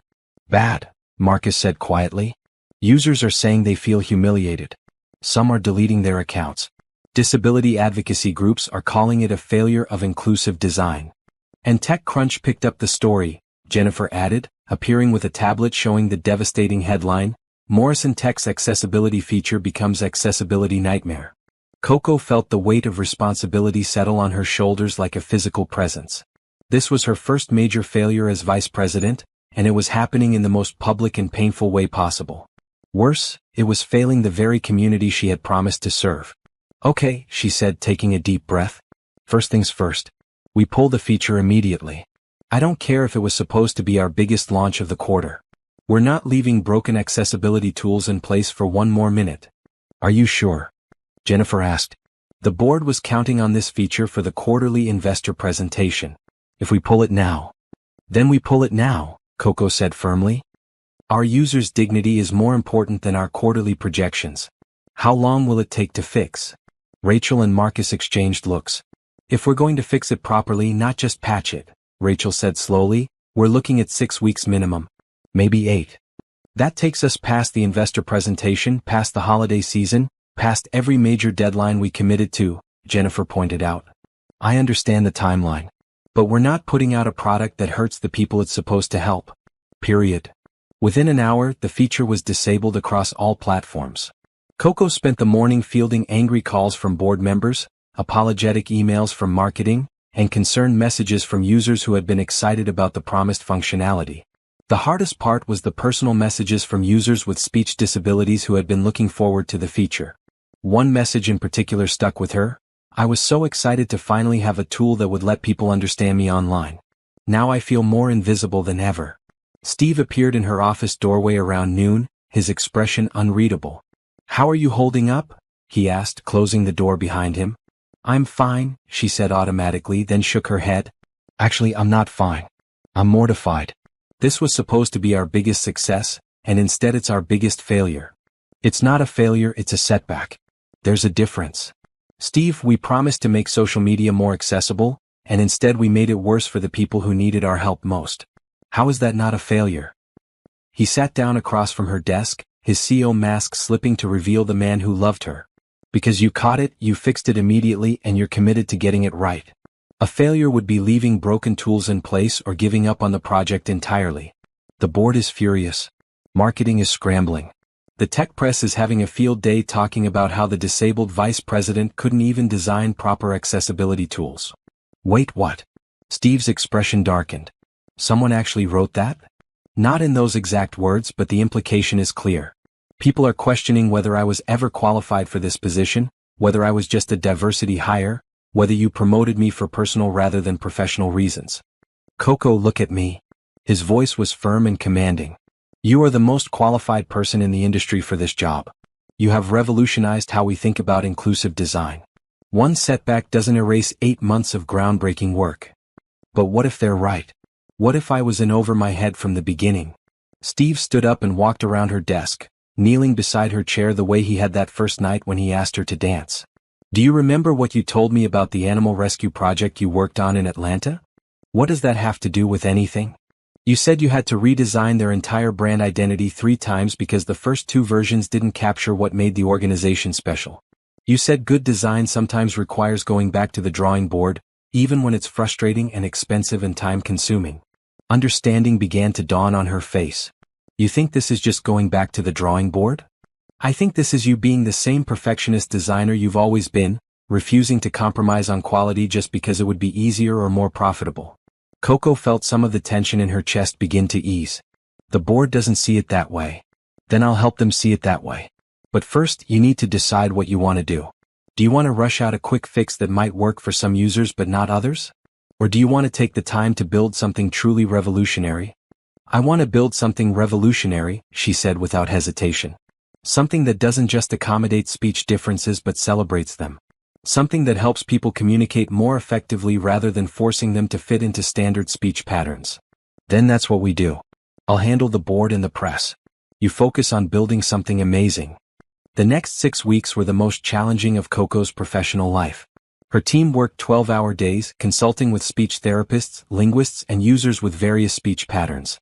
They threw out their original approach entirely and rebuilt the feature from the ground up, focusing on learning and adapting to individual communication styles rather than trying to normalize them. The pressure was intense. Every day brought new articles questioning Morrison Tech's commitment to accessibility, new investor concerns, new whispers about Coco's qualifications. But every day also brought small breakthroughs in the lab, new insights from user testing, progress toward something truly innovative. I have an idea, Rachel said one evening as they worked late on the algorithm that would form the heart of the new feature. What if instead of trying to translate atypical speech into standard text, we created a system that helps other users understand different communication styles? Like what? Marcus asked, looking up from his code. Like adaptive subtitles that adjust based on the listener's familiarity with the speaker's speech pattern. Or visual cues that help convey emotion and intent alongside the words. We're thinking about this backwards. Instead of changing how people with speech disabilities communicate, why don't we change how everyone else learns to listen? Coco felt that familiar spark of recognition that came with a truly breakthrough idea. That's brilliant. Instead of making communication one-way accommodation, we make it truly interactive and adaptive. The final testing phase revealed something extraordinary. Their new system didn't just help users with speech disabilities communicate more effectively, it helped all users become better, more empathetic communicators. The feature learned not just speech patterns but communication styles, helping bridge gaps between different ways of expressing thoughts and emotions. On the morning of the relaunch, Coco stood before the company's all-hands meeting with her team beside her, ready to present 8 weeks of the hardest work any of them had ever done. 6 weeks ago we failed, she began, her voice steady and clear. We put out a product that we thought would help people and instead it hurt them. Today I'm here to show you what we learned from that failure and what we built because of it. The demonstration was flawless. The new voice-to-text feature was intuitive, adaptive, and genuinely revolutionary. But more than that, it was beautiful, a tool that celebrated the full spectrum of human communication rather than trying to fit everyone into the same box. The audience was silent for a moment after the presentation ended, and then erupted in applause. But the moment that mattered most to Coco came after the meeting, when she checked her messages and found one from the user who had said the original failure made them feel invisible. I just tried the new feature, it read. For the first time in my life I feel like technology is actually designed for someone like me. Thank you for not giving up. What would you do if your biggest professional failure became the catalyst for your greatest success? Don't miss the conclusion of Coco's journey. Subscribe to see how this story ends, and share your own comeback story in the comments below. That evening, Steve took her to their favorite restaurant to celebrate, but Coco found herself reflecting on everything the past 2 months had taught her. You know what's funny? She said as they shared dessert. 2 months ago, I thought the bug in our system was going to ruin my career. Instead, it gave me the chance to prove what I'm really capable of. How so? Anyone can launch a successful product when everything goes according to plan. But handling failure, learning from it, and coming back stronger, that's what separates good leaders from great ones. Steve raised his wine glass in a toast. To great leaders then. And to the woman who just revolutionized how we think about human communication. To second chances, Coco replied, clinking her glass against his. And to the people who believe in us even when we don't believe in ourselves. As they walked home through the Seattle streets, Coco realized that her biggest professional crisis had become her greatest triumph. She had not just rebuilt a broken feature, she had proven to herself and everyone else that she belonged exactly where she was, leading exactly the work she was meant to do. December in Seattle brought a peculiar kind of magic, with early darkness that made the city lights sparkle like jewels and a crisp clarity in the air that made everything seem more vivid. Coco was working late in her office, putting the finishing touches on her presentation for the International Conference on Accessible Technology, when Steve appeared in her doorway with 2 cups of coffee and an expression she couldn't quite read. "You've been avoiding me," he said simply, settling into the chair across from her desk. Coco looked up from her laptop, surprised. "What? No, I haven't. We had dinner together last night. We had takeout while you worked on your laptop and I answered emails. That's not the same thing as spending time together." Steve's voice was gentle but concerned. "Coco, we've barely had a real conversation in 2 weeks. What's going on?" She closed her laptop and really looked at him for the first time in days. He was right, she had been buried in work since the successful relaunch of the voice-to-text feature, throwing herself into new projects with an intensity that left little room for anything else. "I guess I've been trying to prove that the last success wasn't a fluke," she admitted. "That I really do belong in this position." "To who?" "The board already loves you. The industry is calling you a visionary. Users are literally sending thank you letters. Who exactly are you still trying to prove yourself to?" Coco was quiet for a long moment, considering his question. "Myself, I think. Even after everything, part of me is still waiting for someone to realize they made a mistake in believing in me." Steve leaned forward, his expression growing more serious. "Coco, there's something I need to tell you. Something I should have told you months ago, but I was afraid of how you'd react." Her heart began to race. "What is it?" "The night we met at Candace's wedding, I didn't just happen to be there because of Jerome's father." Steve ran his hands through his hair, a nervous gesture she rarely saw from him. "I mean, that's true, but it's not the whole truth." Coco felt a chill of apprehension. "What's the whole truth?" "I had heard about you before that night. From Jerome during one of our business conversations. He mentioned his fiancée's twin sister, talked about how brilliant she was, how she'd been through this terrible accident but was rebuilding her life with such courage. He said she was a graphic designer with incredible talent but seemed to be playing it safe, taking small projects, not really putting herself out there." The words hit Coco like cold water. "You knew about me before we met?" "I knew of you. Jerome was concerned about you, worried that you were selling yourself short professionally. When he invited me to the wedding, he specifically mentioned that you'd be there, said he hoped you might connect with some of his business contacts, maybe find opportunities to expand your work. Coco felt her world tilting slightly off its axis. So when you asked me to dance? When I asked you to dance, it was because I had been watching you all evening and was fascinated by you as a person. Yes, I came to the wedding knowing you would be there, and yes, I was curious about you because of what Jerome had said. But Coco, the moment I saw you, everything else fell away. She stared at him, trying to process this information. You've been lying to me for almost a year. Not lying. Just not telling you something that I was afraid you'd misunderstand. Steve's voice was pleading. I was afraid you'd think my feelings weren't real, that everything between us was somehow planned or calculated. Weren't they? The question came out sharper than she intended. No. God, no. Steve stood up and began pacing her small office. Coco, I went to that wedding thinking I might meet an interesting person who could benefit from some business networking. I ended up falling in love with someone who changed my entire perspective on life, on business, on what matters. But you offered me the job knowing we were dating. Knowing that you had specifically sought me out. I offered you the job because you were perfect for it. Because your perspective and skills were exactly what the company needed. The fact that I was already in love with you made the decision more personal, but it didn't make it less professional. Coco felt tears building behind her eyes. How am I supposed to know what's real anymore? How am I supposed to know if you love me or if you're just continuing some elaborate project to help Jerome's poor, damaged sister-in-law? Steve stopped pacing and knelt beside her chair, taking her hands in his. Look at me. Please, just look at me. She did, seeing pain and desperation in his eyes that matched her own. I love you, he said simply. I love your mind, your heart, your strength, your humor. I love the way you see the world and the way you make me see it differently. I love waking up next to you and falling asleep in your arms. I love watching you work and seeing the passion in your eyes when you talk about design. I love everything about you, and that love has nothing to do with Jerome or charity or any agenda except wanting to spend my life with someone extraordinary. But you should have told me, she said quietly.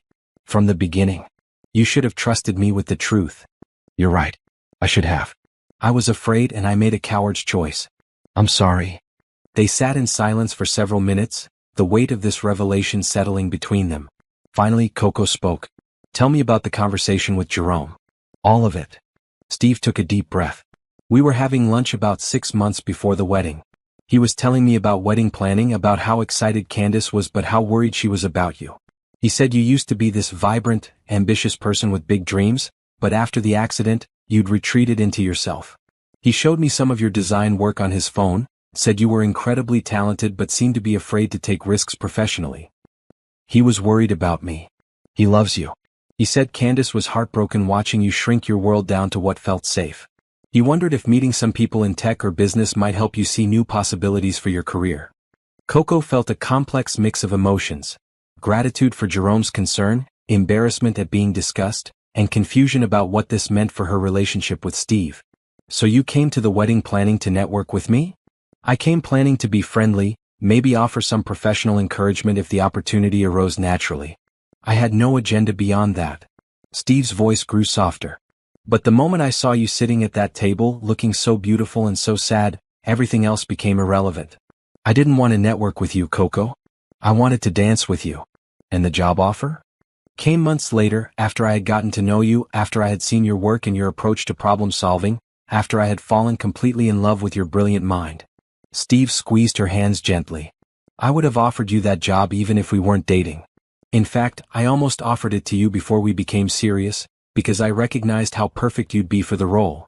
Coco closed her eyes, trying to sort through her feelings. Part of her was hurt by the deception, but a larger part was beginning to understand that Steve's fear had been justified. If he had told her the truth from the beginning, she probably would have assumed his feelings weren't genuine. I wish you had trusted me, she said finally. So do I. Can you forgive me? She opened her eyes and looked at him, really looked at him. She saw the man who had spent 8 months showing her every day through his actions that he valued her mind, respected her independence and loved her completely. She saw the person who had supported her through professional challenges, celebrated her successes, and never once made her feel like less than his equal. I can forgive you, she said slowly. But I need you to promise me that there will be no more secrets between us. No more protecting me from information because you're afraid of how I'll react. I promise. Complete honesty even when it's uncomfortable. Even when it makes me doubt myself or question things? Especially then. Because you're strong enough to handle the truth, and you deserve a partner who trusts you with it.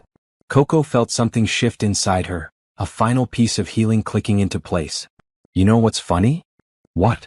If you had told me that first night that Jerome had mentioned me, that you were curious about meeting me, I probably would have run away. I would have been so convinced that your interest wasn't real that I never would have given us a chance. That's exactly what I was afraid of. But now, knowing that someone who loves me was worried about me settling for less than I deserved, knowing that he cared enough to mention my situation to someone who might help, it doesn't feel like pity or charity. It feels like love. Steve's face lit up with hope. Really? Really?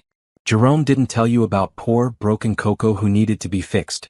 He told you about his talented, amazing sister-in-law who was playing it safe because she was scared. And you came to that wedding not to rescue me, but to see if maybe you could encourage someone special to take some risks. That's exactly what happened. And then you fell in love with me anyway. I fell in love with you because of who you are, not despite it. Not because I thought you needed rescuing, but because I thought you were incredible. Coco leaned forward and kissed him softly. I love you, Steve Morrison. All of you, including the parts that are sometimes afraid to trust me with difficult truths. I love you too, Coco Wilson. And I promise no more secrets. Good. Now help me finish this presentation so we can go home and have a real dinner together. One where we actually talk to each other. As they worked together on her laptop, reviewing slides and refining key points, Coco felt a sense of completeness she had not experienced before. Not just romantic love but true partnership. Two people who had learned to trust each other with their vulnerabilities, their fears, and their complete, honest selves. Coco, Steve said as they packed up to leave. There's one more thing. She looked at him with raised eyebrows. Another secret? No, just something I want you to know. When Jerome first mentioned you, he said something that stuck with me. He said you were the kind of person who made everyone around you better, but you had forgotten that about yourself. And? He was right. You make me better, you make our company better, you make the whole tech industry better just by being part of it. I hope you know that now. I'm starting to, she said, smiling as they headed toward the elevator. I'm starting to believe that maybe I'm not just surviving anymore. Maybe I'm actually living. You're definitely living. And you're changing the world while you do it. As they rode down to the parking garage, Coco reflected on how much had changed since that first night when Steve had asked her to dance. She had gone from feeling invisible to being recognized as a leader in her field. She had gone from hiding her light to letting it shine brightly. She had gone from believing she was not worthy of love to accepting the deep, true love of an extraordinary man. But most importantly, she had learned to see herself the way the people who loved her saw her. Not as someone to be pitied or rescued, but as someone valuable, capable, and deserving of every good thing life had to offer. Spring in Seattle arrived with a burst of cherry blossoms and longer days that filled Coco with an energy she had not felt since before her accident. The International Conference on Accessible Technology had been a tremendous success, with her keynote speech receiving a standing ovation and leading to 3 major partnership opportunities for Morrison Tech. More importantly, she had finally found her voice as an industry leader, speaking with confidence about the future of inclusive design and the importance of building technology that celebrated human diversity rather than simply accommodating it.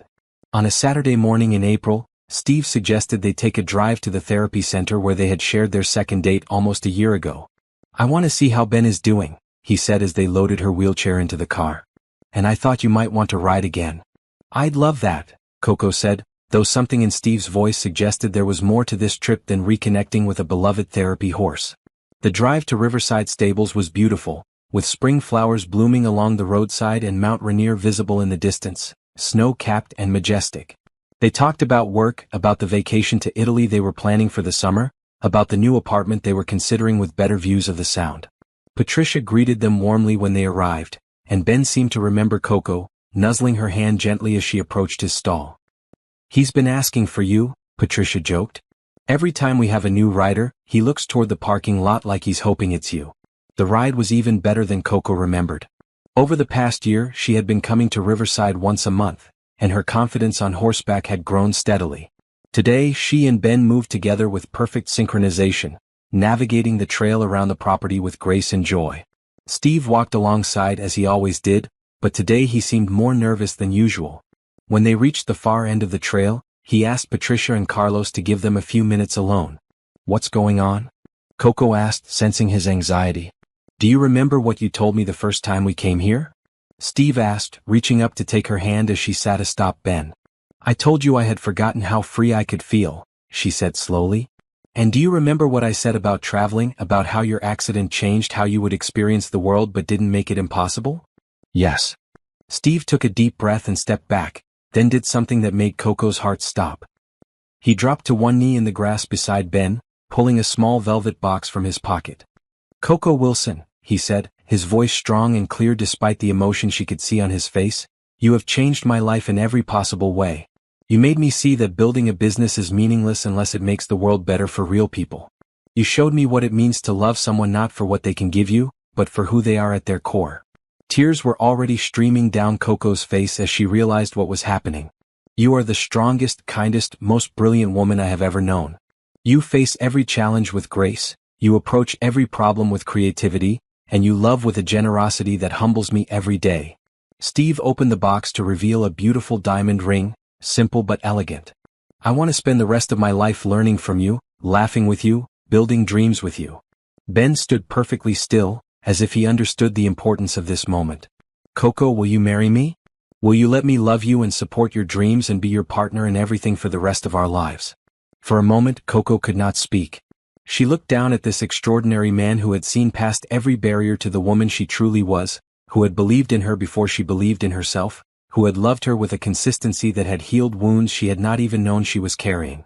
"Yes," she said finally, her voice breaking with emotion. "Yes, of course, yes." Steve slipped the ring onto her finger, and it fit perfectly, catching the afternoon sunlight and sending rainbows dancing across Ben's dark coat. Then he stood and helped her down from the saddle, pulling her into his arms for a kiss that felt like a promise and a celebration and a beginning all at once. "I love you," she said against his lips. "I love you so much and I cannot wait to marry you. I love you too, future Mrs. Morrison." "Actually," Coco said, grinning through her tears, "I was thinking more like Mrs. Wilson Morrison. I've gotten pretty attached to being Coco Wilson, industry leader and accessibility advocate." "Mrs. Wilson Morrison it is," Steve agreed, spinning her wheelchair in a circle as she laughed with pure joy. They spent the rest of the afternoon at Riverside, sharing their news with Patricia and Carlos, taking photos with Ben and calling their families. Candace screamed with excitement when Coco told her the news, and her parents cried happy tears over video chat. "When's the wedding?" her mother asked, dabbing her eyes with a tissue. Coco looked at Steve, realizing they had not discussed any of the practical details. "When do you want to get married?" she asked him. "Tomorrow," he said immediately, making her laugh. "But I suppose we should give people time to plan." "How about September?" Coco suggested. "That would give us 5 months to plan something beautiful." "September it is. But Coco, I want you to know that I would marry you in a courthouse tomorrow with just the two of us if that's what you wanted. The wedding is just a party. What matters is the marriage." "I know. But I want the party too. I want to celebrate with everyone who has been part of our story." That evening they went to their favorite restaurant to celebrate, the same place where Steve had offered her the job that changed her life. As they shared champagne and made preliminary wedding plans, Coco kept catching sight of her ring and feeling a flutter of disbelief that this was really her life. "Can I tell you something?" she said as they were finishing dessert. "Always. 2 years ago I genuinely believed I would never get married. I thought no one would ever love me enough to want to spend their life with me. I had accepted that as just a fact about my life post-accident." Steve reached across the table and took her hand, running his thumb over the engagement ring he had placed there. "And now I realized that I was not unlovable. I was just waiting for the right person to see me clearly." She squeezed his hand. "Steve, you did not rescue me or fix me. You just loved me exactly as I am, and that love helped me remember who I really was underneath all the fear and doubt. You saved yourself, Coco. I just had the privilege of watching you do it." "We saved each other," she corrected. "You said I changed your life too." "You did. You made me want to be worthy of loving someone as extraordinary as you." The wedding planning consumed the next 5 months in the most wonderful way. Coco had assumed that planning an accessible wedding would be complicated and limiting, but instead she found that thinking creatively about inclusivity led to innovations that made the celebration better for everyone. They chose a venue with beautiful gardens and level pathways that were stunning to look at and easy to navigate. They arranged seating that allowed for easy conversation between guests using wheelchairs and those in chairs. They hired interpreters for Steve's deaf business colleague and made sure the menu included options for various dietary needs. Most importantly, they planned a celebration that reflected who they truly were as a couple. People who had found deep love through honesty, vulnerability, and mutual respect. On the morning of their wedding day, Coco woke up in her childhood bedroom at her parents' house, sunlight streaming through the windows and her wedding dress hanging in the closet like a promise of joy. Candace burst through the door with coffee and pastries and an expression of pure excitement. "Are you ready to become a married woman?" she asked, settling onto the bed beside her sister. "I've been ready since the moment he proposed," Coco said, accepting the coffee gratefully. "Candace, can I tell you something?" "Anything." "At your wedding, sitting at that table watching you dance with Jerome, I felt like I was watching a life I would never have. Today, I feel like I'm stepping into a life that's even better than anything I used to dream about."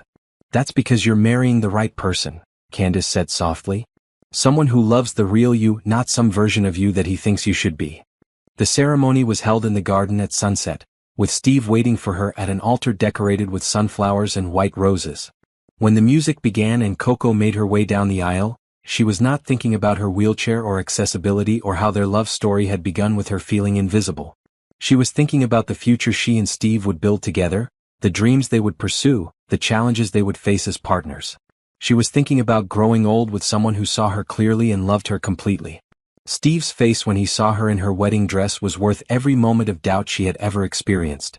Pure love, pure joy, pure certainty that this was exactly where both of them belonged. "You look beautiful," he whispered when she reached the altar. "So do you," she whispered back. The ceremony was simple and heartfelt, with vows they had written themselves about partnership, respect, and the courage to keep growing together. When the minister pronounced them husband and wife, Steve leaned down to kiss her, and Coco felt like her heart might burst with happiness. But the moment that meant the most to her came during the reception, when the band began to play "The Way You Look Tonight," and Steve offered her his hand. "May I have this dance, Mrs. Wilson Morrison?" "Always," she replied. As they moved together on the dance floor, Coco remembered that night almost 2 years ago when she had felt invisible and forgotten at her sister's wedding. Now, surrounded by everyone who loved them, dancing with the man who had asked her to dance when no one else saw her, she felt more seen and valued than she had ever imagined possible. "What are you thinking about?" Steve asked as he guided her wheelchair in rhythm with the music. "I'm thinking about how sometimes the worst moments in our lives are just setting us up for the best ones," she said, looking around at their wedding reception filled with family, friends, and colleagues celebrating their love. "And what's your best moment?" "This one," she said without hesitation. "Right now, dancing with my husband, knowing that we have a lifetime of moments like this ahead of us." "Just like this one?" "Well, maybe with some variety. I'm hoping for lots of different kinds of happiness." Steve laughed, spinning her chair gently as the music swelled. "I love you, Coco Wilson Morrison." "I love you too, Steve Morrison. Forever and always." As the song ended and their guests applauded, Coco realized that her story had come full circle. She had started at a wedding feeling invisible and ended at her own wedding feeling more loved and seen than she had ever thought possible. The accident that had once seemed like the end of her story had actually been the beginning of the most beautiful chapter of her life. And as she looked at Steve, at their friends and family celebrating with them, at the life they had built together, she knew that the best was yet to come. Their story was not about overcoming disability or finding love despite obstacles. It was about two people who had found each other at exactly the right time, who had built something beautiful together through honesty, respect, and the kind of deep love that makes everything else possible. As they danced under the stars, surrounded by sunflowers and love and the promise of forever, Coco Wilson Morrison knew that she was exactly where she belonged, with exactly the person she was meant to love, living exactly the life she was meant to live. And it was more beautiful than any dream she had ever dared to have.